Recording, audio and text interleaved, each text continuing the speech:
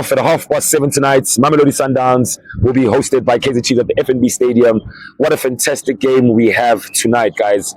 We already know that stadium management has come out. The initial plan for them was 60,000 tickets would be allocated for this game. I think firstly it was 40, then it moved up to 60, and now an additional 15,000 tickets have been made available, taking up the total tickets that have been available to 75,000. That just goes to show the appetite and the magnitude of the game that we have tonight. For many reasons, it's going to be a game that is going to highlight significantly for both teams what their seasons might look like in the Betway Premiership. We already know that Mamelodi Sundowns is coming off a defeat in the MTN 8, a tournament, and I think a cup that they really wanted to win, because they normally start the league really slow when it comes to these cup competitions. And I think maybe from management perspective, it is something that they had put as a target to say, guys, this is a tournament that we keep missing. This is a tournament that we cannot seem to get our hands on for a very long time. Orlando Pirates looking to make it 4 in a row, which is now seemingly looking like they've put a signature on this tournament. So there will be a lot of disappointment. We already saw in midweek how, should I say, over the weekend, how the Mamelodi Sundowns fans were really, upset, disgruntled. Cardoso has never felt this kind of pressure, I think, at Mamelodi Sundowns. The chairman has come out and condemned the behavior of the Mamelodi Sundowns supporters, attacking him and stopping the bus, because they told him that, you know what, you're not coming out of the stadium alive. And I think that just shows in terms of what this MTN 8 meant to the Mamelodi Sundowns Cabo Yellow family. So he does have a lot of pressure coming into this game. He already had the pressure when he took the job.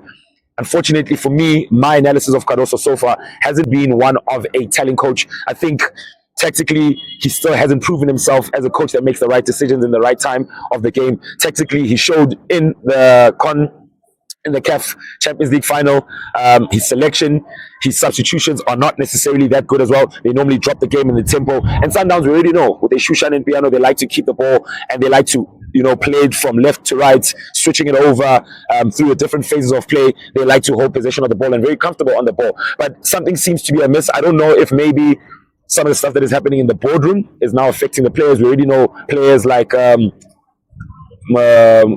Kolisi was having issues with contractual situations. We knew there was a situation with Shaulile. It was reported that he might leave, he might stay. He was unhappy with certain things. We also know the likes of Tapelo Maseko, or Tapelo Mukwena. Yeah, Tapelo Maseko it is, was also very visible and very vocal about the fact that he's unhappy about his football at the moment, and football is hurting him. So you could see that there's something happening and something brewing within the Sundowns camp that is not necessarily pleasing the players. I don't think it's got to do with matters on the field, because, when it comes to on the field, the Sundowns players are the most astute and the most competent players that we have in the country. We already know this from what they've been able to achieve. Perennial winners, always fighting for honors at the highest level of all competitions that they play in. So I think now it is a holistic approach right now. The Sundowns camp will probably get together with management and discuss what this fixture tonight will mean for them. In the last 5 encounters that they've played Kaizer Chiefs in the Betway Premiership, they haven't lost. It's been 5 out of 5 for them so far. So I don't think there's much to be worried about from a Sundowns perspective. It's all about implementing their game plan, getting into the heads of the players and making sure that they're mentally ready, for this game. I don't think it's about the ability for Sundowns. Tactically, Cardoso then needs to also make sure that he doesn't drop the game. He doesn't lose the momentum that Sundowns normally is a team that starts games off really confidently, really strong. They hold on to possession. They dictate terms until such point in time where the opposition finds spaces in behind the defense, because we know that they like to play a very high line. The likes of Granteka, Copido, and with the wing backs always pushing up. They play a high line. Kaizer Chiefs has an opportunity to play balls in behind. We know that they've got speedy wingers. They've brought in new recruitments. Lebogang Maboya as well, a former Mamelodi Sundowns player, will be great with some of the insights that he might give to his teammates as well, where they huddle up in the middle of the field. Yes, the coaches give the instructions, the tactical display that they're going to be playing. But when the players come together, there's these little dressing room conversations that the players can have with a player that comes from Sundowns to say, this is the kind of player that, he feeds off this, he strives off this, he's not good in these kind of situations, because he was there for quite some time. Very interesting matchup today. So from a Mamelodi Sundowns perspective, I think for them, comfortable in the fact that they know that they can beat a Kaizer Chiefs, but I don't think they've met a Kaizer Chiefs that has been this confident, that has been this uprooted, and that has been this confident in the ability to play. But then we didn't speak about Kaizer Chiefs and speak about how the fans and how people have been speaking about how Nabi hasn't been around and the results have been there. Let's not get it twisted, Bafetu. Nabi has been communicating with his technical team and they have been in communication every single day. I can tell you that much. I think the only difference that one can think of is that if the coach is not available or is not around, maybe there's a certain level of expression that the players might be able to display in front of the assistant coaches, because maybe there might not be that fear factor element where, listen, Coach Itengi, he always tells me that he doesn't want me to take an extra touch, or he doesn't want me to track back or to play sideward balls or whatever the case may be. So those small little things might have made a difference in some of the players' mentality to say, okay, the coach is not here, we'll express ourselves a little bit more. But these are the things that the Kadzi and if I'm saying his name properly, his assistants have to feed into it to say, you know what, we noticed when you are not around, this is an opportunity that we saw that when you are not around, players express themselves a little bit better. Maybe it's because you might be a little bit more of an authoritative coach, or a coach with a disciplinary approach to your games. Give the boys a little bit of freedom in certain positions. We like that. Kaizer Chiefs is coming into this game with confidence. We know that football is a game of confidence. It gives any player, any team, any set and group of fans the confidence that they believe that they can win. And I think that's what is going to be happening today. The Kaizer Chiefs supporters and the fan base, the millions of Kaizer Chiefs supporters, will be sure and confident that they could get one over Mamelodi Sundowns. But what will make this game very important will be the midfield battle, the tactical array of how both coaches deploy their utility and their players into this fixture. Let's just start off with Mamelodi Sundowns, for instance, all right, and look at what starting 11 is possibly going to be on display. We saw him drop some of his key players, or his starting lineup players, in the MTN 8s during the week. In the league, so that he could have a fully fledged, healthy A team, as we would say, for the clash against Orlando Pirates, but still wasn't good enough. So I'm looking at Rowan Fernandez in goal. I think this is a game that's going to be very important for Basadine. Basadine hasn't necessarily stamped his authority down, and Mamelodi Sundowns in the left back position. We know he was one of the best players in the season last season. We know that he's a Bafana international, a really, really great contender. He had a contention for goal of the tournament, goal of the Betway Premiership as well. So Basadine, for me, I think in left back is going to be very, very vital and very important for Mamelodi Sundowns to show his international experience and his ability to play as an attacking fullback as well. Very, very important player. I think today would be a game for him to raise his hands and really cement his place in left back. Kulisim Dao has been reported to be training with the team as well. He was should we say AWOL, once away, contractual negotiations, situations.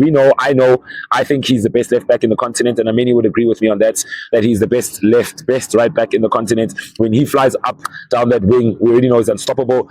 On defensive duties, we know that he's very competent. He knows how to block. One thing that he's got that no one can take away from him: when you're a winger, you need to know how to deceive him, and it's very rare to deceive a player like Kulisim Dao. So, and that 4 and 5 mid central defensive pairing between Cupido and Kekana looks like it's building a very nice relationship, and they look really good together from the Club World Cup as well. But we don't know if he might start with Lebusa as well in that position, the 4 and 5. Let's get into midfield. This is where the game is going to be won and lost for me.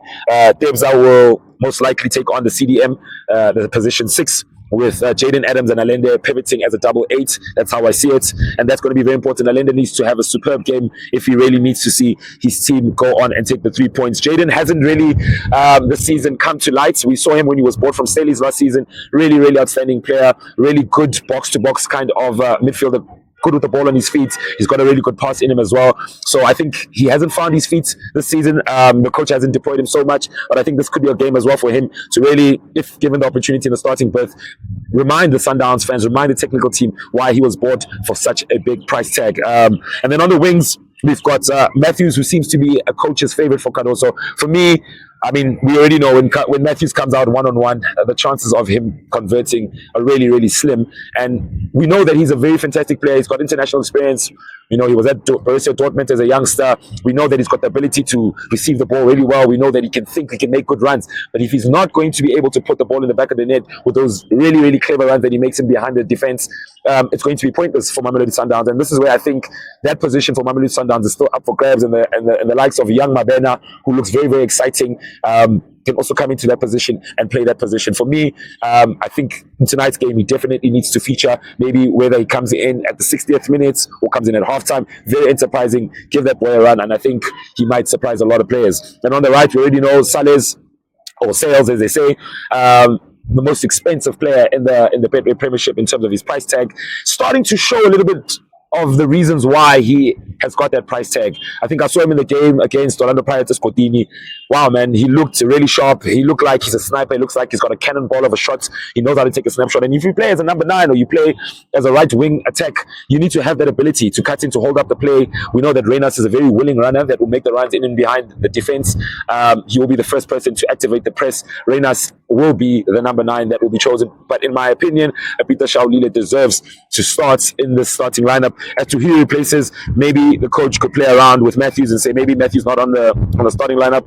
Reynas, because he's a willing runner, maybe put Reynas out on the left and put Shaulile up front as the number 9. We already know that he's a fox in the box. Always will get you the goal. For me, one of the greatest centre forwards we've had in the Barclays, the Betway Premiership. So without a doubt, he should start. And then moving on to Kaizer Chiefs, guys. Very interesting because we already know that it was reported that some defenders were sick, or some players were sick with flu. The likes of Bradley Cross, who's been called up for the national team as well. So I'm looking at seeing new players coming in. We already know that Aidan McCarthy as well suffered from an injury from the tackle that he made in the last game that they played against Richards Bay at FNB. Don't know why he went in for that tackle, because there was enough cover. But nonetheless, let's jump straight into the starting lineup that I predict for Kaizer Chiefs tonight. Peterson in goal. He's done fantastic clean sheets. 3 out of 3. We already know that the defense seemingly looking like they understand each other. We needed to make sure, and Kaizer Chiefs needed to make sure that they solidify this position and make sure that it's a position that they can't keep rotating in it. The theme for Kaizer Chiefs last season was inconsistency, and it seems like this season they're starting to look like a team that really knows who their starting 11 is, at least maybe 80% of it, which is quite important because they need to integrate a few players and find out the combinations and the chemistry that they will have. But Thabiso Munyane, for me, on the right back, should definitely be in the Bafana team. The best player in Kaizer Chiefs right now, for me, player of the season thus far. And I am making a bold prediction that he will be the player of the year at Kaizer Chiefs. If this form and this continuation and lack of no injuries, hopefully he doesn't get injuries, he will be Kaizer Chiefs player of the year this season. An outstanding signing. With Miguel, of course, will be captaining the team. Winika will be coming in. Winika now and again has got mistakes, doesn't always seem so comfortable on the ball. He might look deceiving in terms of his body language, like he's confident, but I think his decision making sometimes does let him down. But let's hope that him and Miguel today, both of them have got mistakes in them, but let's hope that they fix it and play safe. They're at home, they should play with confidence. And I think in the left back position, if Bradley Cross is not available today, Baseka Mako, really excited when he came on one of the games at FNB, the home game. The crowd looked like they were excited to see him. We already know what he can offer. Very enterprising. He's a cannonball as well in terms of running up and down that left wing flank. A very exciting player. So that's the back four. Pele in as a 6 for me. We know how versatile Pele is. He can play as a 6, he can play as an 8, and possibly can play as a 10, but I think an 8 is his best position. But in today's game, because we need confidence, we need players who are going to receive the ball from the back line and start playing play and dictate. Umthetwa can do that role, but he's more of a destroyer and has too much of a sideward pass like Umthetwa Ali Pambili kakhulu. So we need a player who can find a pass. We need a player who can be really good under pressure. Mazibaqala pressure high when Reina starts making those runs to press the defense, followed up with a Peter Shaulile or with a Matthews or with a Sales. We need a player who can manipulate the ball very well and start giving the boys confidence to start playing, because it all comes from a player like Tele. With Ndlovu in there as well, a very competent player as a number 8. We've already seen what he can do. He's gelled in quite well at this point in time, doesn't have mistakes. He's already even got a goal. So he's looking like a player that, for me, needs to start in a game like today. High-profile game. Kaizer Chiefs will really be tested today, and all the players need to be sharp, and you need players that have got a really good big match temperament. And I think Ndlovu very well travelled in the PSL thus far, and is a player that can give Kaizer Chiefs that. And then none other than do or die as that number 10. I think this is going to be his season for sure. He's looking really good. He's looking like he's making the right decisions. He was a bit frustrating because when he gets into that final third, his decision making has been poor. But just from last week, when we saw him leave the ball for Sereno, the communication looks like it's there. He's starting to make the right decisions with the ball at his feet. So will be very vital as well in this game. But then again, we'll see how that works out for Coach Nabi and his team. And then obviously on the right wing, who I think somebody who should be the striker for Kaizer Chiefs at this point in time, Lollipop Lelepo. Lollipop, Lelepo is such a good player, but he's a frustrating player. And I think Kaizer Chiefs players or frontline players are that. They are very frustrating players, very willing runners. That's why today's game, for me, with Sundowns' high line, and with Kaizer Chiefs' very speedy wingers like Lilepo and Wandile Tuba. Well, Tuba will be playing as a number 9, I'm assuming. And as well on the other side, we've got either Pule Modi or Sereno, depending on who the coach decides to deploy. Speedy wingers, but finishing is bad. And I think with Lilepo would make a great number 9 because he tends to run out of space when he's running. So he'll be a player, if you put him in the number 9 position, even if you look at the last goal, the counter-attacking move, it started off with Tuba, Lilepo making runs, confusing diagonal runs in between the back four does create problems for any team, no matter how competent your defenders might be. So Lilepo for me is a number 9. I think with his body, his physicality, maybe not so much his finishing, but if he can just find himself in the box, causing those problems for Cupido no Kekana, will give the likes of Pule Modi or Sereno opportunities to take the box. What I've seen from Kaizer Chiefs, they lack players who take shots. They do not take shots. They do not take enough shots at goal, and this is a problem. They're going through the paces. They're learning how to win games, which is very important. But now they need to be a little bit more clinical as well. And I'm talking about the likes of Wandile Dubai. Also, decision making, gets into good positions. The boy is really talented. We know what he can offer. But I think he's overthinking it when he gets into the box. He's overthinking it. I think he just needs to get into a position where, just like Saleh, like the way I complimented him, he has to make a decision. Get the ball at your feet, make that run, decide whether you're taking 2 touches and you're shooting. Decide whether you're laying it off for the runners, decide whether you're holding it up, decide whether you are making a fake run, decide whether you're deceiving your defenders. But you need to make a decision, Wandile. You cannot get the ball and think when the ball is on your feet. That is where Wandile's biggest problem is. And like I said as well, with on the left wing, we're either going to have Sereno or we're going to have Pule Modi in that situation. I would go for a Sereno only because of what he gives Kaizer Chiefs. I think confidence that he gives to his players or to give to his teammates is phenomenal. However, the only problem is that he loses his head when he plays against Sundowns. I don't know if he's still trying to prove a point to his former employees that he is still that guy. We know he's that guy for Kaizer Chiefs. He's proven it time and again that he's got the ability. But what he needs to do, he needs to have a level head, calm himself down, be a bit more mature in his performance today, Sereno. And I think he will give Kaizer Chiefs something. And Wandile Tuba, like I said, upstairs as the number 9. But I think an Obrigado coming in for Lilepo, maybe a little bit later, depending on, would be great to keep the boys' motivation up. He's really hungry. I saw him from preseason. He's probably one of the most consistent performers that they had in preseason. He put his hand up. I don't necessarily think Machine will play because the tempo of the game might be a little bit too fast, unless Kaizer Chiefs then decides to nick it within the first half or second half and get a 2-0 or 2-1, I don't know, and they want to maybe start playing it, but still not a safe bet for me because he's too slow. He slows down the game way too much for me, Ungobo. So Tele, Ndlovu, and Umtu in the midfield with Sereno on the left, on the right, Lilepo and Tuba up front. Let's see how it goes. Very, very exciting times. Shout out to Nike for letting me shoot up here. Shout out for the Boots as well. Competition time, maybe, who knows. But anyway, it's on the ball with Steezy one time. That is my match day preview. Aware.